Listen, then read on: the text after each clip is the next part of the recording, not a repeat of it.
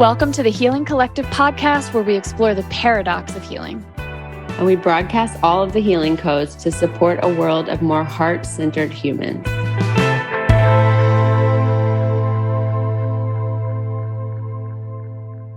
Today on the podcast, we have my firstborn son, Finn.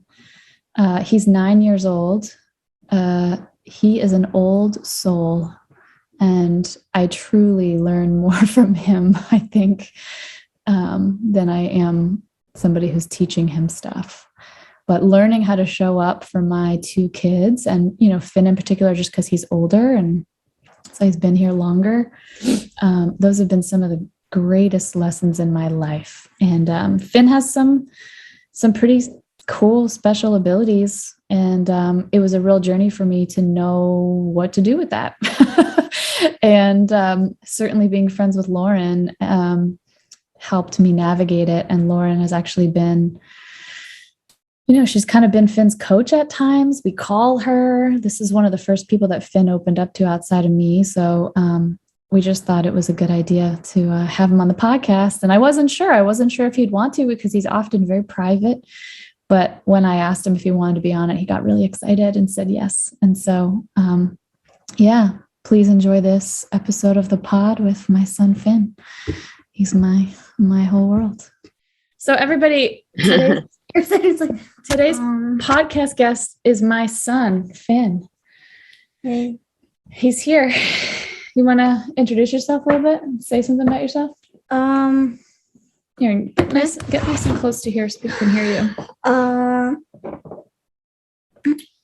So I was asked to do this yesterday, and surprisingly, it actually had a short little vision of Mom asking me to do this about 5 days ago. Wow. And you didn't tell me. I didn't know about it. What was the vision? Like, how did it come to you? Well, imagine me in this room walking in, and I heard, "Time to get ready for the podcast. Finn, do you want to be on it?" And then I went down downstairs, and that's all that I saw. That's it. And I just went downstairs to go look for you after you said, "I'll be in the bathroom for a minute. Time to do the podcast." So basically, Finn and I were aligned that I've been thinking about it probably for 5 days. Like maybe 5 days ago is when I had the thought, like, oh, I want Finn to be on the podcast, because I mentioned it to Lauryn, but then I didn't ask you until yesterday. So any noises you make like that are going to get picked up. So we try not to make noise. So Finn's our podcast guest today. Well, what's crazy also is I dreamt about y'all all night. It was like this really long dream, and you had a big kind of wild house similar to what you have. Your mom was there, and this kind of like wild auntie. Finn was there. Parker was there. You were buzzing all around. I was wanting your attention. The house looked really different. But the biggest thing that I remember is the yard. It was like basically you were trying to do all this like regenerative agriculture like in your yard, and there were like these worms. Like the worms were very specific giant worms like all over the yard. And then you were also had this app, and you were monitoring what Parker and Finn ate at school and stuff, and was like making sure that they only ate like really healthy food. And it was just like it was a little bit like Miss Frizzle vibes. Like, do you know that book? Do you know those books? Yeah. Do you know Magic School Bus? School Bus books. I haven't seen that in so long. Yeah, we had the books, and there's a show. Yeah, we've watched it. It was like that was the vibe of the kind of way the dream was, the energy of it. But yeah, I woke up like I felt like I've been with you all night, both of you. Cool. That's real cool. Well, Finn, you have these visions like a lot, right? You have visions on a pretty regular basis. Yeah. What do you make of that? Wake up. Once I wake up, my first thought is just something that I feel like is going to happen, and then usually does happen. And then I get like this, like or sometimes it's just like, sometimes it's not even like a vision. It's just like a quick little, like a picture, almost like a mind picture. Like it appears for like 1 second in my brain, then goes away. Mm-hmm. And later that day, I'm like, I'm there, and at one point, I just stop what I'm doing, at the point that my body realizes that that's the exact point that I was at when I saw that mind picture, I guess. Yeah, he described it to me like almost like a picture like you'd see in a frame. Like it's like a still shot of something that he, tracks, not always, but often ends up happening later in the day. Like he kind of is getting a little message from the future of the day, it seems like. Is that right? Yeah. What's like an example of like some of the ones that did happen and kind of came true? Well, it was at this Wednesday. So we went to Whole Foods right after Dad picked us up. And so that morning I got in a vision of like, like those little thing, the things with like the napkin dispenser, and it says, you get 5 cents off if you bring your own bags. Yes. I just saw like that thing right there. I was sitting and eating sushi, and then I got sushi from the hot bar and sat right in front of us. Yeah. So it's not even like. And then I was just like eating sushi. Dad asked me a question. I was answering it, and right in the middle of it, I just stopped. I'm like, oh, this is. And my body goes, oh, hey, I've been here before. It's kind of like, I kind of feel like deja vu almost, like I've been here. Like, oh, hey, I've done this before. When I haven't. It was the first time I got sushi there. So I got. Yeah, he told me about. Yeah, I think about the like memories, but in the opposite. So like when we have a memory, it's just a snapshot in time, right, of a moment that we remember. But some people have that for the future. Some people are remembering that they are in the future and in the past. And that's my sense of what could probably be happening with you, is that your memories go forward and backwards. Does that land for you? Does that kind of sound like what might be going on? Usually it's like this. Like I remember like all the I like from like 3 years ago. I can name every single ride we went on at Disney. Really? But I can't remember. But I can't remember which year we went to Disney. Really? So it's like that. I remember better the tiny details more than the bigger details of my memories. Yeah. So we went to Disney like a little over a month ago, like 6 weeks ago or something. And we've been thinking about going to Disney. We've been talking about it for a long time, but we had to wait till some of the money came through for it. But we went, and so it was like a big payoff that we finally got to go do that thing. But I didn't know you were already having visions. No, I'm talking about the first one. I'm talking about the first one. Back then. Oh, like when we went to Disney like 6 years ago? Yeah, I can name almost every ride we went on. I see. But I can't name the exact year we went. Oh, yeah. Oh, that's pretty normal. That happens for me too. Like the way my memory works, like I have little pieces of things from the past, but some of the bigger parts aren't always there. Like exactly a week ago, I couldn't name where we were most of the day, but I could name what we did. Well, I have to say, I've always known that Finn was really special. Like even when he was an infant, he seemed to me to be really tuned in to what was going on with me. Like even if I wasn't talking or saying anything about how I felt, it seemed like he knew how I felt kind of. And you would sort of like, like even as like a baby and a toddler and stuff, I felt like he kind of knew what was going on with me, I guess. And as he got older, I mean, I found myself going out and finding people like Lauryn, like channels, like so many of my friends are channels and are, have some sort of like access to something else. And I didn't know for sure that he did, because he only started to tell me about some of his visions and stuff like recently. A year ago. Yeah. And like this whole picture thing, he only told me about that like a few months ago. And he told me that like one of the examples you gave me, if it's okay for me to share. Oh, you okay? Yeah. You can just let the cough out. There you go. That he had a vision, like he that like this whole thing that like right when he wakes up in the morning, he gets this picture frame of like something that's going to happen that day. And one of them was like his teacher at school was like standing over like a dodgeball that was busted and broken or something like that. Was it something like that? So at school, like we have these dodgeballs, but they have this little hole and you can squeeze them To like, and like compact them down. Yeah, and then like the air will go in and out. So like the dodgeball has stuff in it, so when you get hit, it will go.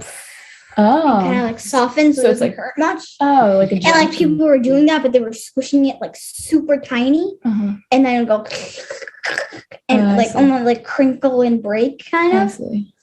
And so you saw a vision of your teacher, and then like the teacher just finds one, and like, it's all broken and wrecked, and like she's doing it, and she's like no, and she's giving us a lecture on it. Oh yeah, so just little things that's just like what I saw that morning. Yeah, and then that morning, that's what everyone started doing it.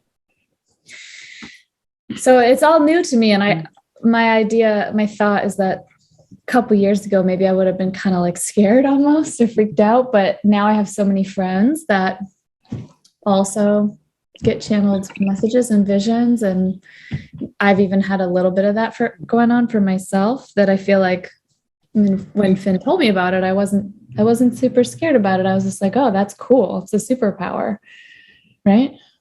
Did you feel like I was scared, or did you feel like that I was cool about it? It was neutral. Like it was both.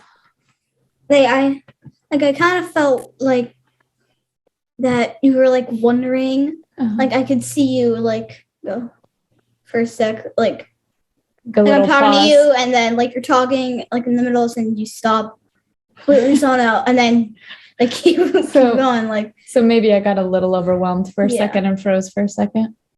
Good. It was like you were talking, but like if like you were paying super close attention, like anyone, like a lot of people would be able to see like you go, and then keep going. So it was just like a brief moment where maybe I got a little scared and froze, but then I came back. Yeah, and then you just continue like nothing happened. Yeah. Well, one of the kind of like a goldfish. Once it goes around like its bowl, that's just its memory span, and then once it gets to that spot, it'll completely forget that I went around the bowl at all. So I'll just do it again and again and again. I had a little goldfish moment. It's just what I thought of. Well, what I appreciated in that moment, Lauryn, you came to me because I was like, okay, like my kid is telling me something pretty vulnerable and different. And I felt like I just had a lot more trust in that kind of stuff, mostly because I'm friends with you and like Carolyn and other people who have similar, get channeled messages a lot and get different types of downloads and visions, and like Mia and everybody. And so I was like, yeah, I know a little bit about this. I was like, cause my friends. And he's like, yeah, I know. Like he knew, that a lot of my friends have stuff like that too. Did that make it easier for you to be with them? Like once I found that out, I started to think like maybe like when I thought you were doing that, I like at first I felt like everyone could do that. It was just like my thing, and you'd have your thing and someone else would have their thing. And then when like you're zoning out, I was like, oh, that must be it. She might be seeing the future or something. And then like once like all your friends have like all this different stuff, I like put together. I'm like, maybe it's not. Well, we talk about that a lot, me and Lauryn. Like, so eventually I told you, and I wanted to find out. So yeah, I told you, and so turns out everyone just had it. Well, at least not everyone. I think maybe everyone does, but maybe not everyone knows what it is or how to deal with it, or maybe not everyone's aware of it. Is that what you think, Lauryn? Like people, maybe everybody does have some access, but people are like different. I think that we have different access, and that we can develop our access over time. I think that like Finn's generation and like as more kids are born, they're going to have access sooner. I think those people like me, like I think about me when I was Finn's age. My mom says things like she didn't know how to handle me, or, she would read books about gifted kids. She didn't understand what she was perceiving. And there's a way that her fear and confusion made me feel like something was wrong with me. So I shut down, those parts of me. And so I think there are quite a few people that have been born with those types of that level of awareness in the past, but were socialized out of it. And so I think what's special about Finn's experience is that because you're aware of this as a gift, you're able to curate and cultivate it and not create shame for him. And I mean, I remember Finn, I don't know, I think you had to have been 5 or something when we first talked on the phone, and you were talking to me about being perceiving yourself as a black hole and all the emotions and like how big it was. And it all felt like sometimes like it would just be so much. I wouldn't know what to do with myself, and it kind of came out in anger or sadness, and I'd start hitting things. And that's my dad actually always had me up for jiu-jitsu. And I never told him about this. And then I started to like jiu-jitsu. So I just decided never to tell him. Otherwise, he might just like stop me from doing it.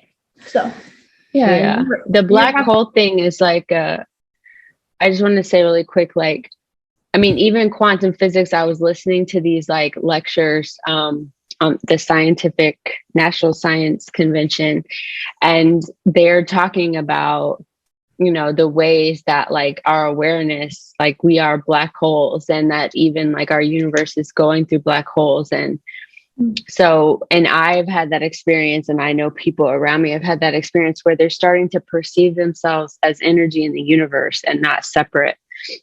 And to have what I'm seeing is like, we're most connected to that the younger that we are.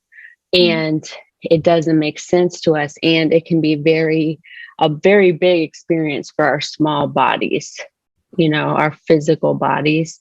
And that's where the confusion. But I think, Finn, what's unique about you is your ability to articulate it. Like, you're not only perceiving it, but you can communicate it even from a very young age in a ways that your mom could understand what you were seeing or feeling. And I don't think a lot of kids have both of those things.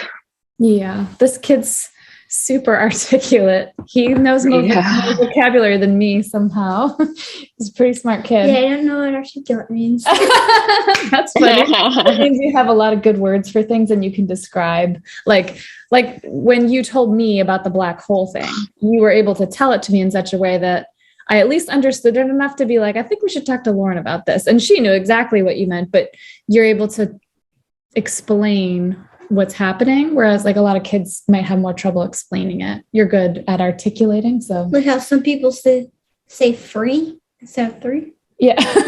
That's enunciation. I think that's different than articulation. That's enunciation, but similar. Just that you can talk about what's happening. You've got words for it. Well, one thing I think for listeners is that I do think that more and more of our kids, I mean, at the end of the day, I actually think all children have really special and unique gifts, right? Even some of them are more out of the norm, like Finn, and some of them might be a little bit more in the norm. But like, it's what I'm becoming aware of. It is so important as parents that we stop domesticating our kids to the current reality, because they came here to evolve the current reality and create a new reality. And they're actually guiding us to what that, new reality is. And so the more, for example, that we learn from Finn and learn how Finn is experiencing the world, the more we're going to have a sense of what people will be experiencing and want to create, 80 years from now. Yeah. I noticed wanting to tell the black hole story a little more because it was so helpful. Like, several years ago, I was a little more scared or just like unsure. How old was he then? I feel like he was 6. You're 9 now? 5, 6. Yeah, 5 or 6. He's 9 now.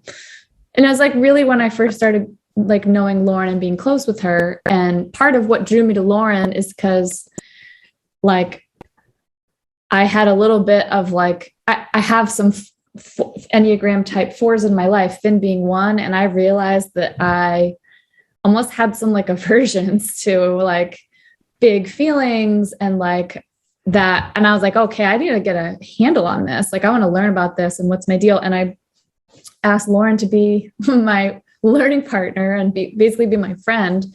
And I started to learn so much more about how she experiences the world. And then inevitably, as I was learning about how Lauryn experiences the world, Finn started opening up to me more and more about his experience, and like the thing that happened was we were in bed one night, I was putting him to bed and he was telling me that this scary thing, this ideas of these black holes that seemed really dark, and he felt their presence. And I was just like, let's call Lauryn. And Lauryn immediately was just like, yeah, of course, black holes. And she's like, what color is it? And he's like, oh, it's like blue with purple on top. She's like, like you guys totally met each other in it. And for my benefit, where I was like, I don't 100% know about this. Like, but like, I understand it. And I know that it's a real experience he's having. Like, I was trying to be like, what does it mean? And what does it look like to support my kid when they're having an experience that I'm not having, but that I can conceive of. And Lauryn was basically like, well, treat it almost like a persona, like get curious about it and welcome it. And that's what we did. And we actually got a book, and Finn started to draw pictures of the black holes. And do you remember you like named them? And like the question was like, what does each one want? And he would write down what each one wanted. And it normalized the experience and helped us sort of think about it and accept the experience too, and made it a little less scary for me. I know. Did it make it less scary for you? Yeah. I don't really think of it as like the bigger deal now. Yeah, it was just like a thing that happened. And it's just like I've kind of, since then, I just kind of like evaluated them as feelings. Got it. And just kind of like made them part of my whatever system of feelings is called. A system of feelings. Yeah. So this still happens for you? The black hole stuff? Yeah. Oh, I didn't even know. We haven't even talked about that for several years. I remember like on that call, you were like really, really scared. I was pretty you were like this onto me. I was like, you were like being Nan when someone needs something. You were being like Nan. It was that like, makes sense. like, oh, I was like trying to find how to help you, right? Like that time you said you need to comb your hair. She brought out at least 15 hair dryers. We have a funny story about my mom, who is a type 2 on the Enneagram. I was at her house and I was saying my hair dryer was broken. And my mom's like a minimalist. She has like no possessions. Like it looks like no one lives in her house. There's like no stuff, which that's kind of how my house is too. But I was like, I need a new hair dryer. Like mine's broken. And in like 1 minute, she placed 4 or 5 hair dryers in front of me. Like, I don't even know where she got all these hair dryers from. That's like 3 in like each if she perceives a need, she's like, here, I'm going to help you. I got it. Like, that's a perfect kind of thing for my mom. So she got like 4 or 5 from each. I took a picture of it. It's on my Instagram. It's just like, when you say you need a hair dryer and you're at your mom's house 4 minutes later. But I remember you showing me that once you posted it. Yeah. And so, yeah, I think sometimes when my kids, something's happening with them, I do get a little bit like, let me help and fix this as fast as I can. Cause I get a little scared because it just feels a little unknown to me sometimes. Yeah. Well, I think at the time, I think one big thing was Finn, it seemed like the feelings were almost too much for your body, and you were getting overwhelmed with all the energy that was inside of you. And it sounds like now you've learned how to move that energy and in a way that doesn't overwhelm your body. And I think your mom was scared because she saw you in pain, and what's interesting is I've seen you, Bethany, explore more of your black holes, that you may not call it that. Right. And when you experience what'd you say? Just the lipstick. I don't notice it now, but I noticed it like on the I put lipstick on. Sorry, Lauryn, what were you saying that you noticed in me? Just like you've explored your own black holes, like you've explored more of the dark places since I, met you. And I think that Finn and well, just you have a lot of willingness, but you took the invitation, like he was reflecting back to you. I remember us talking about this, like him reflecting back to you this big emotions and this willingness to be with pain or suffering that you didn't have in yourself. And by being compassionate for it in him, you started to realize that you were not compassionate or open to it in you. Yeah. Finn, actually, we talk about you guys on this podcast sometimes, and what do? Yeah, sure. You come up all the time. But like one of the things I say is that like I think I'm someone who really denied and repressed my feelings most of my life. And having you and Parker who feel big feelings and communicate so well about what you're feeling when you were younger, like when we like lived in the basement and stuff, it was harder for me. Like I would get upset if you guys had a big feeling, and it's just because I didn't know how to be with big feelings. And so in my own consciousness work, with my drama triangles and stuff, in my coaching, I like wanted to learn how to be able to be with more feeling, bigger feelings, more feelings. And then I just did that over here in me. And as I did more of that, and as I've been doing the somatic experience stuff, like it was easier to be with bigger feelings. And now I don't know if you guys don't have as big feelings or if I'm just more comfortable with it. But when big feelings happen, I feel like it's a little easier for me. Sometimes I still do lose my patience and get upset and things like that, or get scared, but I think it's better. Do you think it's better? Yeah. It's a tentative answer. That's fair. Just you can answer honestly. Maybe it feels a little better to me, but maybe I'm still not that good at showing you that. It depends on like the situation almost. What situation are you thinking of? It's really more with Parker now, I see. That's true. Yeah. I have a theory about this. I'd love to hear it. I think that we are way more connected energetically around us. So it's like you have an energetic field, and Finn has an energetic field, and Parker has an energetic field. And especially because they were born from your physical body, your energetic cords are some of the strongest. There's even some, theories about in training atoms and how like they can take two atoms that are entrained and do something, and one could be in Florida and one could be in California. And if they, play with the one in Florida, then the atom in California has a similar reaction. And so there's a lot of, there's a book called Quantum Love. Diana's in it. Actually, Diana Chapman is quoted in it, but it talks about this in relationships.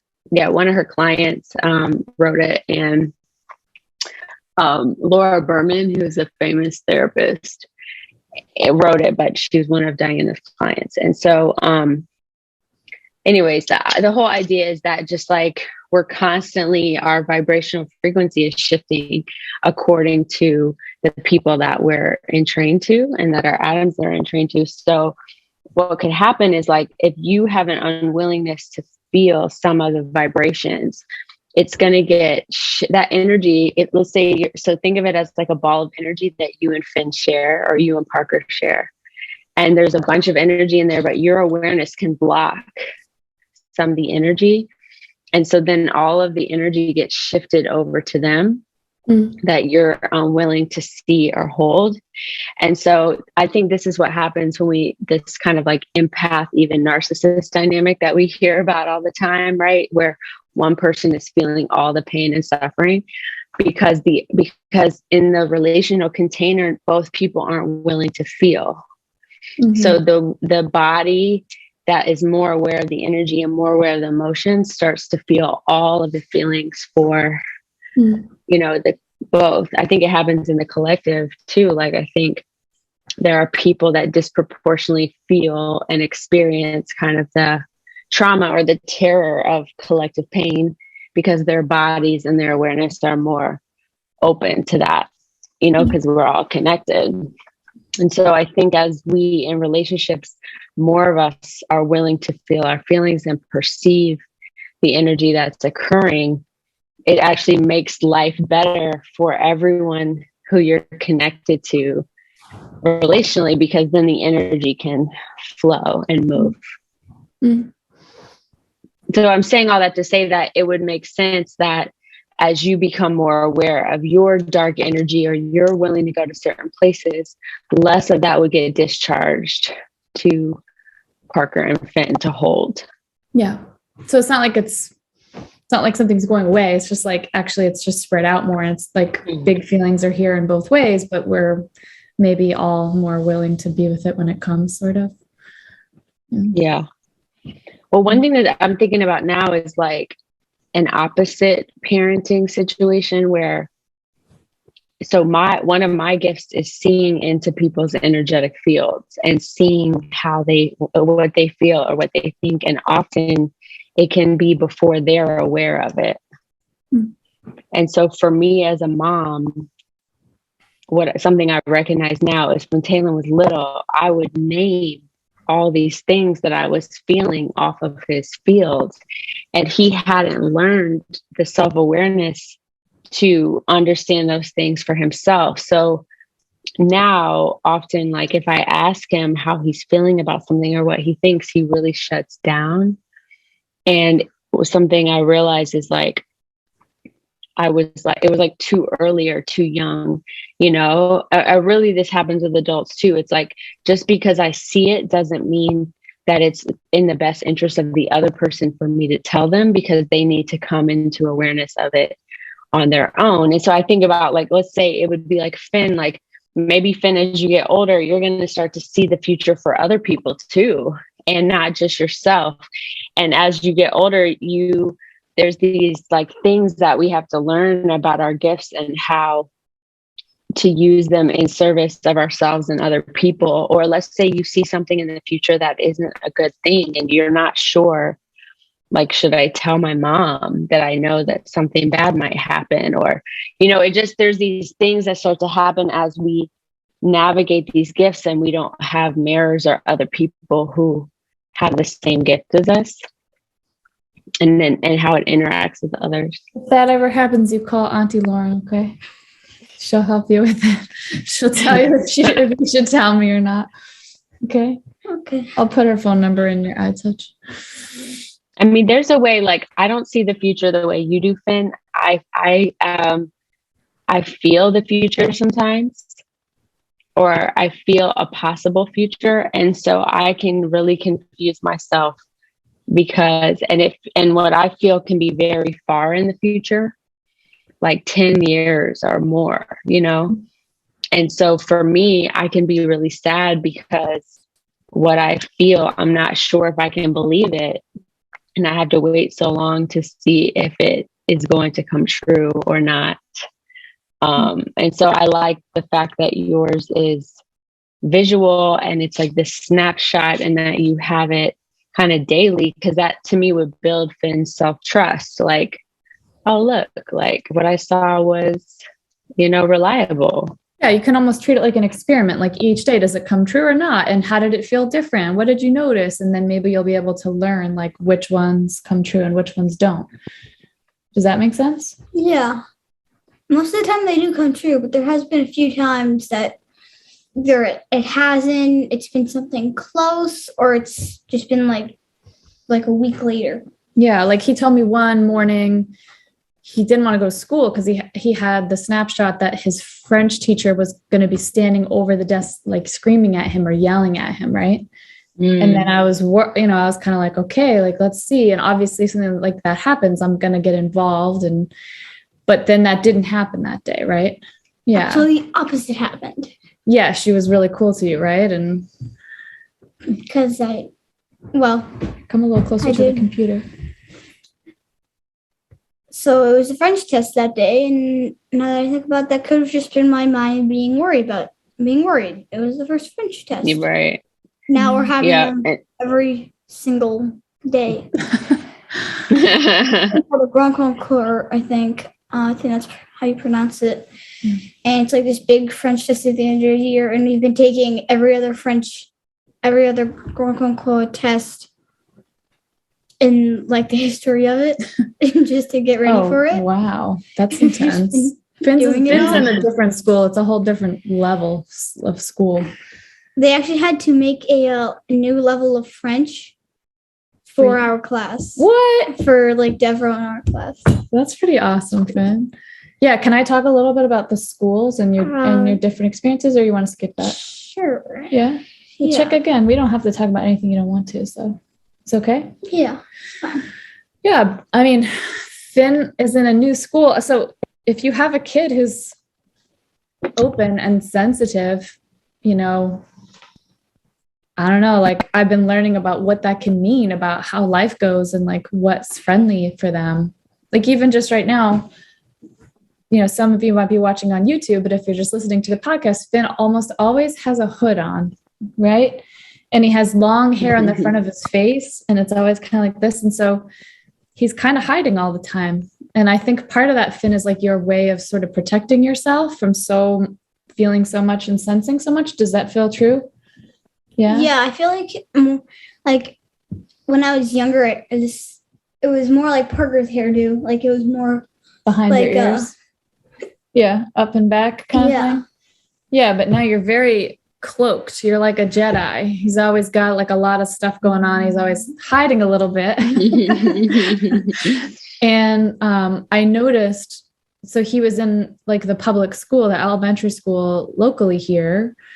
And there's like a lot of bullying going on and really weird, challenging things that were happening. And he didn't even tell me about them right away for all of them. And once he did tell me, I was really upset about it. And we worked with the school a lot. And even though we would like address the individual thing that was happening with like some kid, and these are bigger things. There was a kid on the bus who was like, said he had a knife in his backpack. And that was at school too. And at school, and there was kids that were shoving him on the playground, just a lot of bullshit going on, basically.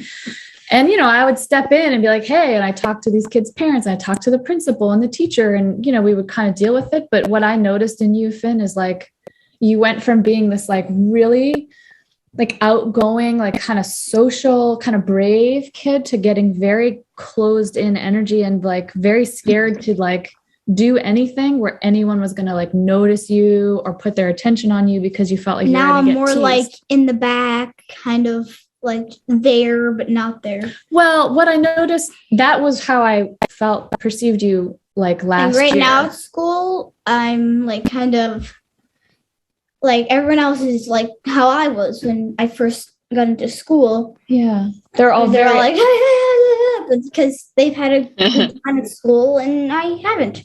Well, for me, like this crowd of people, like right here, everyone from here to here has been all like energetic and like, and then this little slip back here, that's me. I'm just back there. Well, totally understand. Back there trying to see what's happening. Well, I don't know how you are at school because I don't go there, especially because of COVID. I'm like not allowed there while you guys are there. But what I notice at home, Finn, is like you would come home from school and still be very pulled in and kind of shy and closed down, almost shut down, like sad and scared all the time. But what I've noticed for you when you're not at school, now that you're around kids that aren't bullying you and kids that are pretty like free and open and just free to be weird if they're weird, like there's a lot more permission. It's actually one of the few rules at the school. Be weird. Oh, perfect. So I feel like you're more yourself and you're a little more confident and a little happier, I guess, and not so resistant to school and everything, because there's a while where you're real resistant to even going to school, and now it seems really different. Like I guess I feel like the school's been really good for you. Yeah. Like when I first got there, I was like, okay, bring on the bullies. And so after a while, I'm like, oh, these people aren't that bad. Nice. And I kind of like, and they even have like trends almost. And it's pretty fun. Like whenever someone says, you're weird, they go, thank you. Everyone will just like say perfect. That just to hear them say thank you. I can't say enough about this school. So cool. And I think like, I remember weird is a compliment there, basically. Oh, Elmo. That's was one thing going I on remember for a about. while. Everyone talk about is Elmo. All our childhood heroes are Elmo. Huh. And it's all we used to watch, basically. So that shit was going on. Now it's Caboose. It's basically vandalizing things that can be vandalized. Yeah, A piece of paper, you like fold a piece of paper, every single inch of it, Caboose, hide it somewhere. Well, I don't know what you Just talk about like it. anymore. It sounds like cool inside jokes with your classmates, but I guess the point is they don't have any unnecessary rules. They just have like smart rules about safety and respect, but otherwise everyone can be as weird as they want and they're not going to get teased. And what I think Lauren was something. Well, one, I remember when I talked to Finn, he kept talking about his school, and I could feel at that time that school wasn't safe for him and that he wasn't. And this is what we talk about, like the conditions that we really need to be our full selves.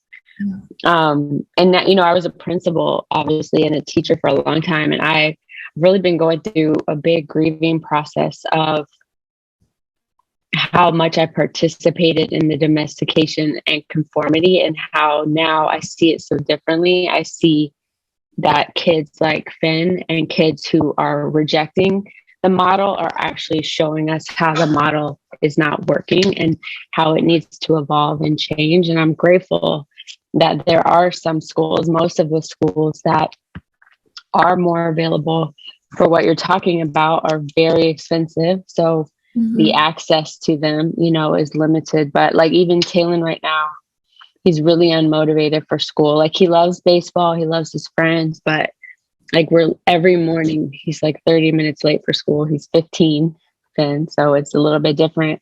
And I've been kind of praying for like, what is the educational environment that's going to serve him best? And I can see like if his teachers, instead of punishing him all the time or, kind of putting their rules and their paradigm on him, if they were to ask him like, why are you late, or why are you not that interested, or why are you waiting to the last minute to do assignments, like he could tell them, and his feedback would probably really develop their school and their structure. And I see how like also these inconsistency, like he had this one teacher and she didn't grade for the entire quarter because I kept checking his grades, waiting for his grades to get put in. And it's like, if a kid knows you're not grading their work, they're going to stop doing the work. Because it's like, what's the point? Like he wrote 2 papers and he never got to see what he got on the papers. Like she put some grades in like the week the grades are due, but then it goes on the kid. Like, why aren't you motivated? Like, why aren't you trying harder? There's just this like lack of reciprocity around adult and child, and everything goes on the kid. So there's so much I see about how we create kind of like depression or frustration in our kids around school and around like parenting that I couldn't see, before, when I had a little bit more agency to do something about it. I think I did it around other things. You know what I'm saying? Like I always perceived things that were outside of the norm and pushed on them, but just the level that I can perceive it now, there's a part of me that wishes I could go back with the awareness that I have now. Well, we've been happy to have your awareness helping us because something in me knew that that you and Finn were similar. And so getting to know you and having you in my life as a support system, I think has made me a better mom to Finn. Probably wouldn't have told anyone any of this at all if I haven't called you that one time about the black holes, actually. Oh, wow. That means a lot to me, Finn, a lot. And I think that is the key thing. So for people listening, if you have kids who are like talented or gifted and like Finn, or have certain, things that you're noticing, they have to be able to talk about them. They have to feel mirrored and seen and like they're not alone. And our culture does so much to tell us that those particular ways of being, especially, are scary or wrong. And that's like the biggest thing that I see that we can shift. We have agency to shift that. I'm so happy that you tell me this stuff, Finn. I try to help. I feel like I use my hair like putty. I'm smushing you too much. Sorry, I was holding this hand. I wonder how the two of you, I wonder how Finn could help you work with Parker more. Like Yeah. I could see that Finn's gifts. Even Yeah. like today, he sent me up because he's scared to be alone. Uh-huh. He sent me up after a minute. He's screaming and he's screaming like, "Oh, it's cold!" Yeah. Basically, Finn and Parker have a lot of conflict right now. Mm. So we're trying to hack it. We're trying to understand it and hack it a little bit and see what could be different. Sometimes I don't even know I'm yelling at him. I just say, and sometimes same for him, I'm guessing. Well, what Lauryn and I talk a lot about is when you're really relational. And what we mean by that is when you're close with people and you live with them and you spend time with them and you're organizing your lives around each other, like conflict is going to happen. And so I think part of what we're looking for around Parker, my other son, who's a few years younger than Finn, is like, if we're starting to track the type of conflict that does happen, like what can we do together? I mean, one thing that was Finn's idea was we started a new practice, even though we forgot to do it last night, but we started a new practice around at the end of the day. Finn's idea was for us to give, he calls it reflections. And so we just say what happened in our day, and everyone's job is to listen for like how they might have something that can help whatever's going on. And so each one of us, me, Finn, and Parker, all say our reflections of the day, like here's what happened, or here's what was hard, or here's what was cool. And we're all listening for how we can support each other. And then the other practice that we just started, actually Marla gave to me, which is that, both of these kids have a lot of worries. And part of it is because they can feel everyone else's worries.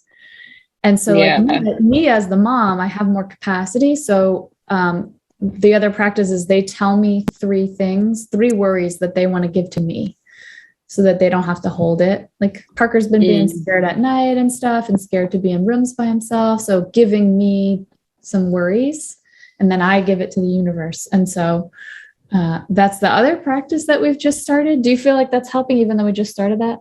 Yeah, I think it's good. I used to do something like that with Taylor, and we would go, that was one of our traditions, like what were your worries today? And I was thinking about if Parker could be a 6 on the Enneagram and how what number? How 4s. I could see Parker as 1, 3, 4, or maybe 6. I hadn't considered what 6. Is 6? I always forget what 6 is the same as Steve. They're called the I loyalists. thought that was a 9. No, Jackson's a 9. But they're pretty filled with, they're a little anxious. They're anxious a lot. Yeah, like if it seems like Parker puts a lot of attention on trying to manage his fear or create safety for himself. Like that's a big priority. And enoughness. Not enoughness is real big with Parker. Like if I say something nice to Finn, he's just like, why didn't you say something nice to me? Like, and then when she does, he says, no, we don't do that stuff. Yeah, he doesn't like it when I say nice things to him directly, but he gets really jealous if I say something nice to anybody else, which it feels like a very, very young version of some 6 stuff, like a general not enoughness. Like if you and then I wonder, like in your own, something I'm seeing a lot is like if your nervous system when you were pregnant with Parker was in a lot of fear, then his nervous system is going to be normed and in this constant state of fear. So everything that then presents is just a vigilance, right? From the nervous system not being able to fully settle. And then big emotions, like I would think like a 7 energy, 4 energy would be really disruptive, right? For someone who it's taking all of their energy to settle their nervous system. Yeah. Like I think about the difference in my 2 pregnancies with Finn and Parker. So with Finn, it was like the beginning of me waking up to a lot of consciousness stuff, because I was pretty scared about being pregnant and, labor and stuff. And I basically learned about hypnobirthing, which is all about like noticing when you're in fear and how that affects you, and noticing when you're in trust and how that can help you, like in labor. So it's like, I basically really started my consciousness journey and my wake up stuff around when I had Finn, and I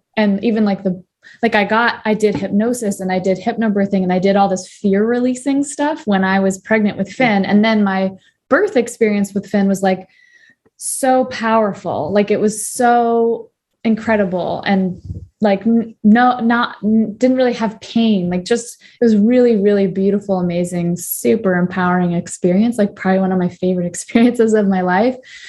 And with Parker, I had cancer the whole time I was pregnant with Parker, right. And my health was really failing, and I needed a lot of I had to go and get iron, transfusions and B shots, B12 shots. And I was so sick. I really wasn't well at all. And it was really stressful. And, the doctors were very suspicious that I had something serious going on, but we couldn't do a lot of the checks for it until I had him. So that I didn't have enough nutrition. I was nursing Finn at the time, and the milk just stopped because my body was under so much stress. So it really doesn't. Okay, so his body and his cells formed under those conditions. Yeah. But the beautiful thing is you've been trained in these somatics and you have all these tools to support him to heal, support his nervous system to heal and find subtle experiences. Yeah. It makes sense why he would want to sleep next to you a lot, or, how he would need so much of you physically to probably settle him, He does. I've been, trying to open more and more and more to now. He just sleeps. We went through a whole phase of getting him. He always co-slept with me, and we did a whole thing of him getting in his own bed. And we've abandoned that now. He's just in my bed, and that's just fine. Especially I don't sleep as great when he's in my bed, but he's only here half the week. So, cause he's with his dad, maybe a nice thing to end on. Well, I'll tell one last story, and then maybe you Didn't you, remember that time where you, would each pay us $50? Yeah. I tried to get them out of the bed. I gave them Target gift cards if they would go to bed in their own bed, so I could sleep by myself. For a month? Yeah. It was if they did it for a certain amount of time, they got a big gift card. It worked. But then we just, a year later, we just stopped doing it. But, I remember, and even when I was sick, following Parker, I had a big surgery, and when Parker was born, and, I didn't tell Finn I had cancer, he was 2. So it was we were just being cautious of how we talked about what was going on. They knew mom had a boo-boo. They knew mom was tired. But years later, we were driving on 128 in Massachusetts, and went by my old, this building that I used to work in when I worked at the same company as my dad. And I'll always say, oh, I worked there with your grandfather. Oh, I used to work with my dad in that building. And they were asking, and they were and because my dad's passed the cancer, obviously. And it was the same cancer that he had as what I had. It's a genetic thing. So they were asking, do you remember this? Wait, so I'm going to get it? No, you and Parker don't have the genetic marker. Thank God. So you guys are not going to get this thing. I know. But, we were driving by the building, and I was in the front and they were in the back seat, and they were just so wait, what did your dad die of? What happened to Papa? What did he die? And, I said, oh yeah, cancer, it's this thing. And they were asking about it. And I said, yeah, it's when cells get weird and they get kind of out of control. And they were and you die? And I said, some people die. And I said, some people don't die. I had cancer and I didn't die. And they were oh, and it was this whole thing. I said, yeah, I actually had it when I was pregnant with Parker. And part of the reason that we found it so soon is because since I was pregnant with Parker, I was going to the doctor every month, because when you're pregnant, the doctor checks on you and does your blood work. And that's part of the reason that we found it. So in a way, Parker really saved my life, because he came just at the right time that, I was being checked all the time by these doctors. So we caught the cancer in time and I was okay. And now I'm going to be okay. And they were both kind of realizing all of this at the same time. And I was talking about how strong Parker was, that he still got all the nutrition he needed, even though my body was really depleted. Like he still took what he needed to take and I was still okay. And Finn, you were getting emotional in the back seat, explains why, realizing all of this. That explains why he only eats chicken nuggets. He doesn't need to eat much. He doesn't need much in nutrition. He's still thriving. But Finn said, and I talked to Finn about you being so understanding because I was so limited in that time. Like it was a lot to have a new baby come and to have me not being at my full strength. But I said that you really understood and you were so loving and you were so happy to have Parker there. And you said, Finn, yeah, it seems like Parker's strength and my love, that's what can save Mom. And I said, yeah, that's exactly what saved me. And they reached over and they held each other's hands in the back seat. And it was a really beautiful moment, actually. But yeah. I remember when you actually had cancer with Parker. And I remember like Dad trying to put me to sleep and Mom, I remember you coming through the door. This was at like her old house. Couple houses ago. It was it was one at Cabot Street, actually. Wait, no. It was the first one. No, wait. Well, it doesn't matter West House, but what do you remember? It was a very, very long time ago. And you were pregnant with Parker, and so I was putting me to bed, like I was being fed like that milk, and like all the milk was like right there. Yeah. And I was like, what's all the cow stuff doing there? I asked, what's all the cow pee doing there? Oh, yeah. Because I didn't nurse Parker for as long. You're having a memory like right after Parker was born. Yeah, and I remember Dad like trying to like feed me that. Yeah, I remember you like trying to like sneak out the door. Oh. I remember you like trying to sneak by the door without me seeing. Like, I see. And you go, Mommy? Where are you going? Yeah, there were some moments where I really you're like trying to open like the front door. Just trying to get out of there. Yeah, there was some moments when you were going to the hospital too. Oh, I see. To have Parker. Yeah. I see. And you're like trying to like sneak out the door, and I remember myself going, Mama? Like, where are you going? Yeah, I think Nan came over to be with you. Yeah, Nan was there. Dad was like kind of rushing everyone. You were like going, and like, Nan's gonna babysit. I remember her trying to put me to bed. I'm like, but Mommy! I remember complaining. I was, because we were always together. For an hour, I was screaming, crying, Mommy! Oh, that makes me sad. And I remember another time, it was 3 days after Parker was born, and you were nursing him. I was standing in front of the door with Dad, and it would be the 5th time I'd ever seen my brother. Yeah. I saw him like when he like came out. Yeah. Hey, you were still in the hospital. It's crazy that you remember all that, Finn. And then he came home the second time. I know. Third time. It's like not great. It's like What was that, Lauren? Well, I was just saying, like, sometimes, like, Talon has a great memory, too. And there's definitely times I wish he didn't have such a great memory because he remembers things that I'm like, oh, like, he'll bring up stuff and I'm like, oh, good. Do you remember that? Oh, yeah. This kid's always lurking and listening. He remembers every word. But actually, Lauren has... And I just wanted to share some gratitude. Yeah, I want to share some gratitude because I need to go take Talon to baseball. But Finn, I just really appreciate you being on the podcast today and listening to you. And I'm excited to watch you grow up and see where all your gifts take you in life. This kid's going to be the youngest CLG coach ever. Or a director. He wants to be a movie director too. I think some real cool stuff. Parker wants to be an actor. I'm going to hire him. Nice. That'll be a good bonding. Parker wants to be an actor and he wants to work for me. But he also wants to do a toy tester. Once I told him what a toy tester was, it's from Big. I like what he was. That's a good movie. Yeah, that's a good job. When I said that you got to test out toys and video games. He's like, sounds good. Can I tell Lauren one more thing about you? Yeah. Finn wants to. Wait, what is it?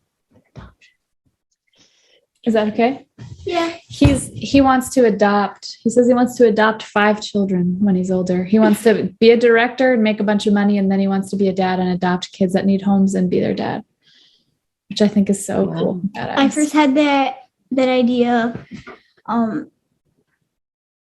when I first started watching Bunked Kikiwaka. I feel like I actually never found out which one it was actually called. It says Bunked, but they call it Kikiwaka. You got it from a TV show? I thought it might be from you co-housing with adopted kids. It was actually no, I got that before. And this, it was just like this big family. And I've always wanted to have like a huge family. Yeah. And like it was that like huge family, like 5 kids. Yeah. Wait, no, 4 kids and like older kids. Again, 4 kids. 4 kids. Quadruplets. 4 kids. Cool. And maybe a big family's in Finn's future. I kind of. Okay, I've got to go. Bye, Lauren. I'm gonna say I love you.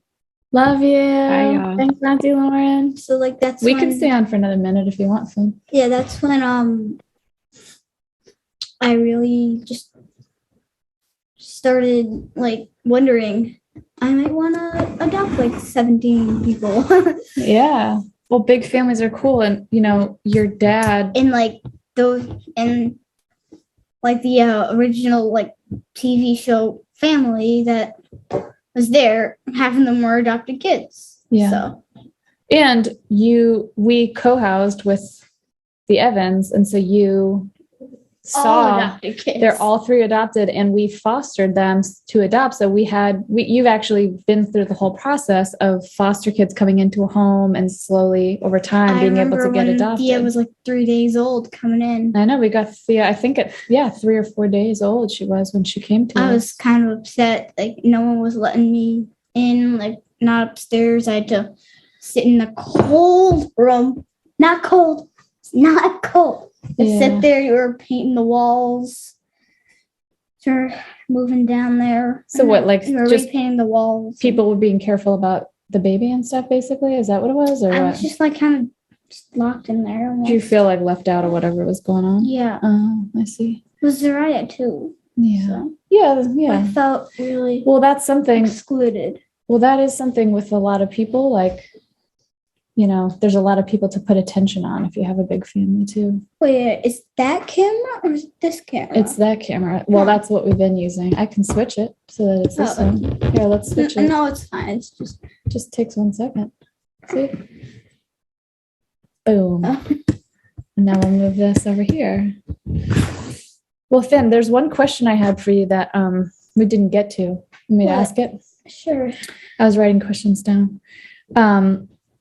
My question is, what are some things that you feel like you notice about the world that other people don't notice?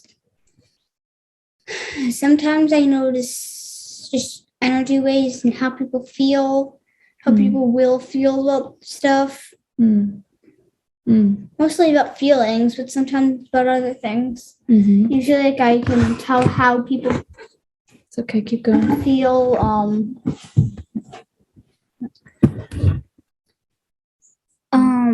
how they will feel after, like if someone's like, I got big news, I'm like, like one. You know what way it's gonna go, kind of. Like, yeah. It's like it's kind of like that. I have another question for you. What? Well, is there any other stuff you notice that other people don't notice, or is that the main thing? It's the main thing. My other question is, what do you think your super? Oh, and then. Oh, what?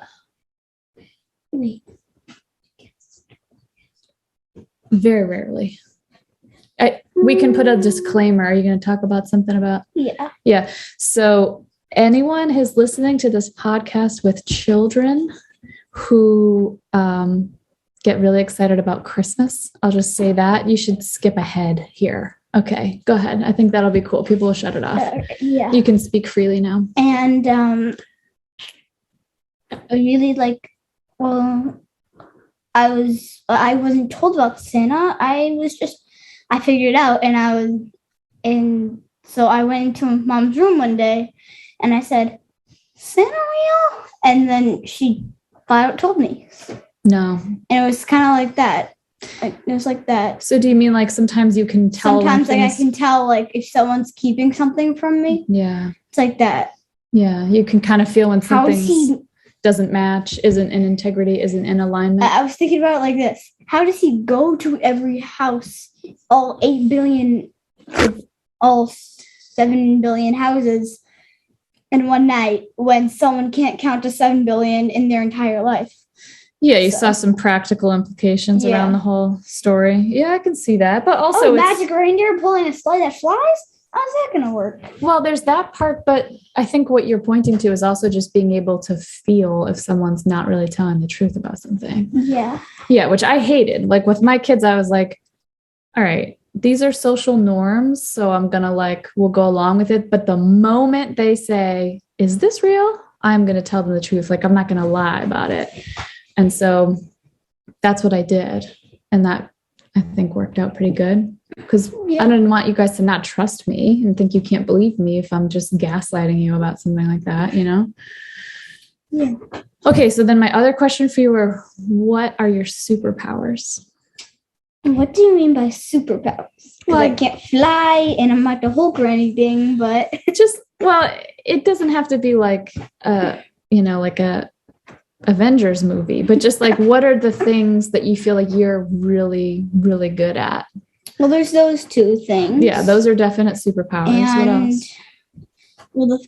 Well, the first thing we were talking about, like sometimes I'm seeing like little clips of the future. Almost. Yeah. So, and do you have words for that? Like I would say that you have the ability. You're a channel.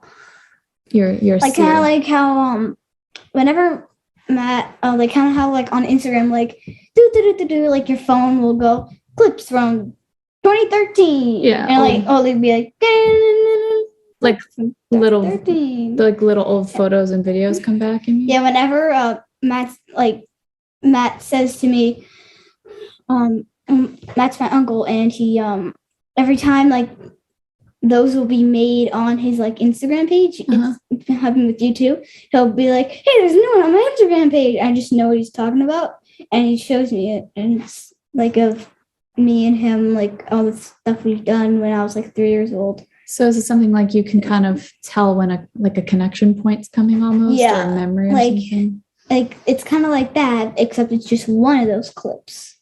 Oh, you're just describing what the snapshot looks like in your brain. Got it. So it's like a photographic future memory superpower. Got it. There's those three, and then I don't really call it a superpower, but actually, yeah, I kind of would. It's more like almost like psychic. Like I can tell people what people are thinking. Mm-hmm. Yeah. I've tried it on a lot of different people. It works. Have you tried it on me? No, I don't think so. Maybe once. Oh, do you remember what your theory was? How about tell me what I'm thinking about right now? Well, as of now, you're waiting for me. Like right in this instant. But it's good, Finn. Right in that instant, you were waiting for me. But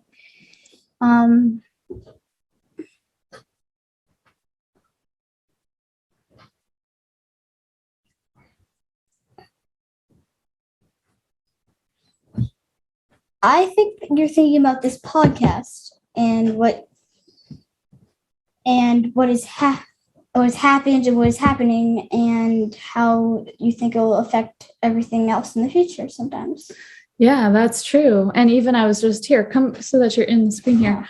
I was even thinking about, that you've shared a lot on this podcast. And I mean, we don't have 1 million subscribers, but we do, some people listen to it. And I was having the thought that I want you to listen to the whole podcast and make sure that it's something that you want out there in the world that people can listen to, Yeah. So I want to check. But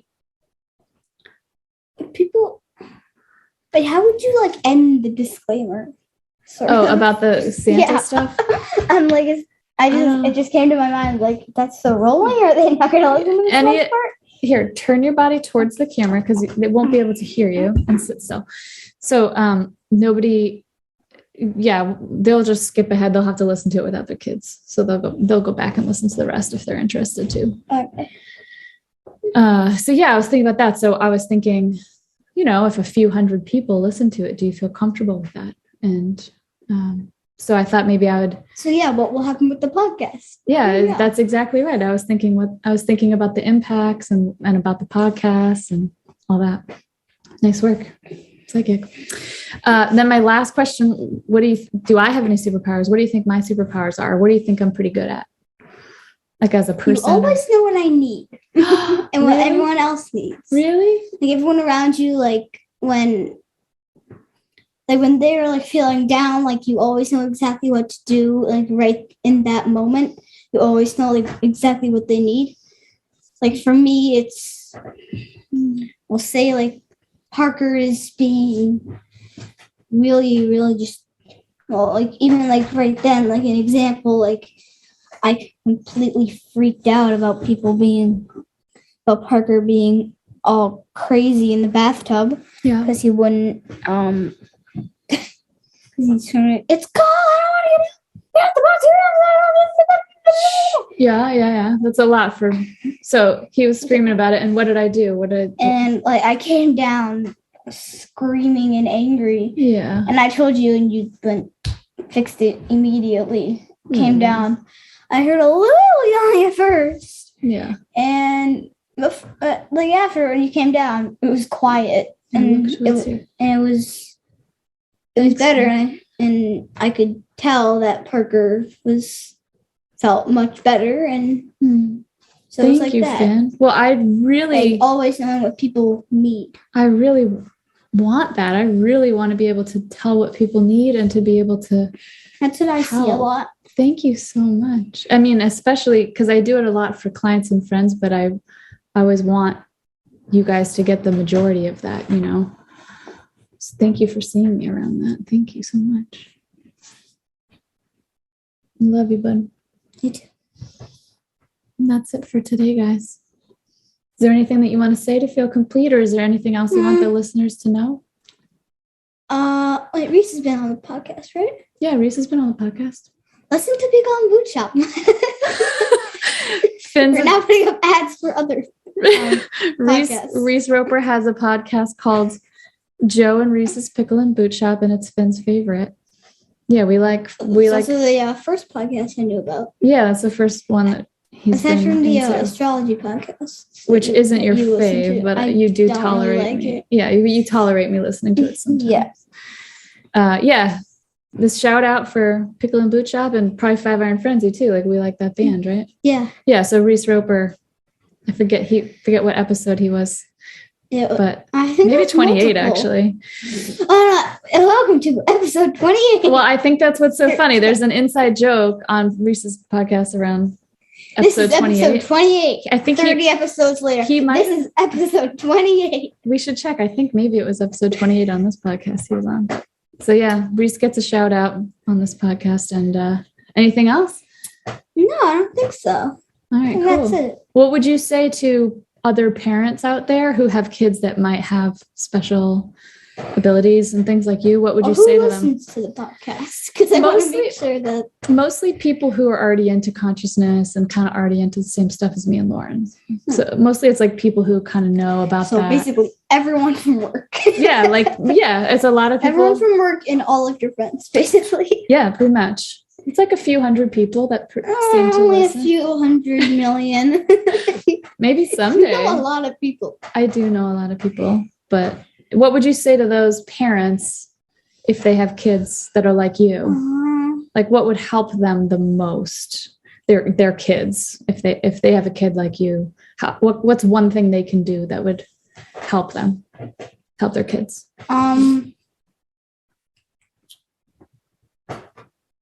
Like, am I supposed to just in general for all of them, or do I or do I like shout out every single one's name? Just check in and see what's coming through you. See like if you check with your heart center, what is something that you think people might need to hear for right the now? For the parents, yeah. If you think that your kid is like that, don't come right at them and be like, hey, teach me to fly, blah, blah, blah. Yeah. And like wait for them to come to you almost. Oh, that's beautiful. I know like mom was like just came out and like, you know, sit around with. I would have even been more hidden away than I am now. So Finn, I think that is wait for them to come to you. I think that is some deep wisdom. Kind of like cats. If you pick them up, it's not going to end well. But if they come to you and like try to get up, then you pick them up. Thank you for this, Finn. Thank you for this, because I think it applies to even more than just parents and kids with special stuff. I think it applies like at large. I think that's a deep I was wisdom. more like people in general, like just like say like anyone. Like, well, actually, anyone could have a kid like that. Yeah. So. And just for any person alive, if you kind of come at them really hard, that might have a different effect than what you want. Exactly. Yeah. So invite people into it and be someone that people can come to and wait for that. That's really good advice, Flynn. How'd you get so smart? I don't know. All right. Well, let's say goodbye. Bye. Thanks for listening. We welcome your feedback. You can email us at healingcollectivepod@gmail.com. Our website is thehealingcollectivepodcast.com, at Healing Podcast on Twitter, at Healing Collective Podcast on Instagram. Special thanks to Ethan Luck, who produces. You can find him at Ethan Luck on all platforms.